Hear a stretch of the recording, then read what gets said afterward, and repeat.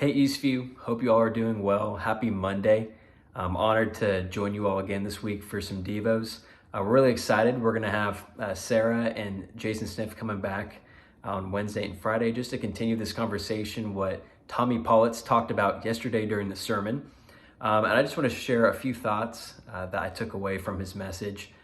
If you got to listen to it, you know it was incredibly encouraging and funny. That man's got so many stories. So many fun things to share. One of the key verses that he talked about, though, had to do with where we get our hope from in times that we struggle having hope. And it was Lamentations chapter 3, 17 through 24.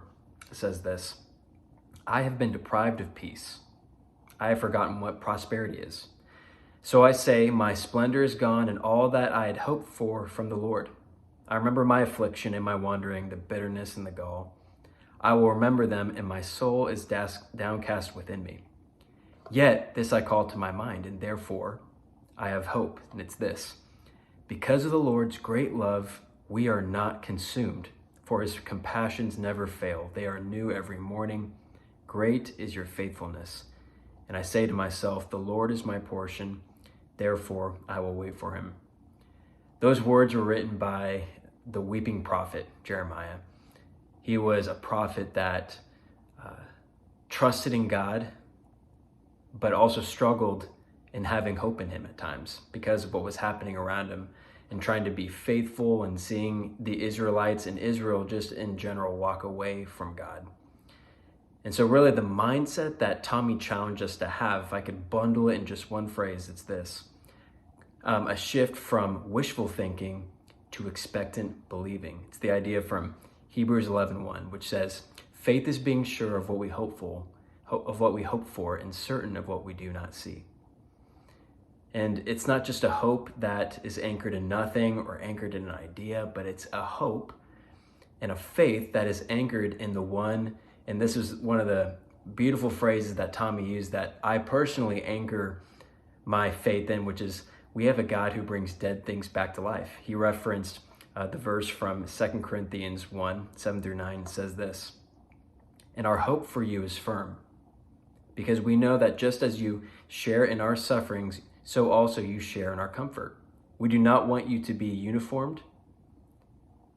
Brothers and sisters, about the troubles we experienced in the province of Asia, we were under great pressure, far beyond our ability to endure, so that we despaired of life itself.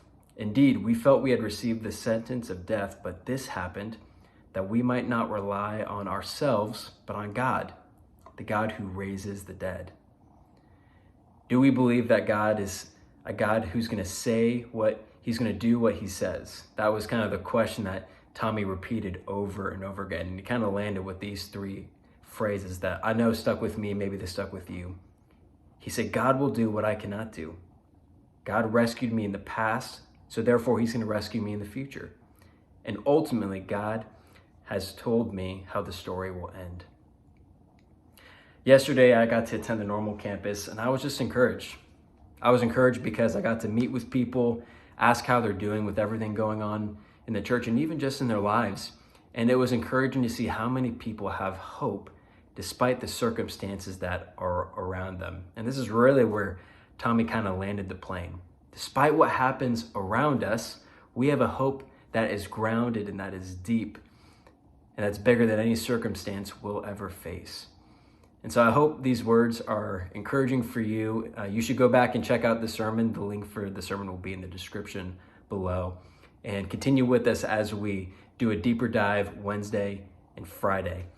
We love you all. We hope these Devos are encouraging for you in this season, and we'll see you again soon.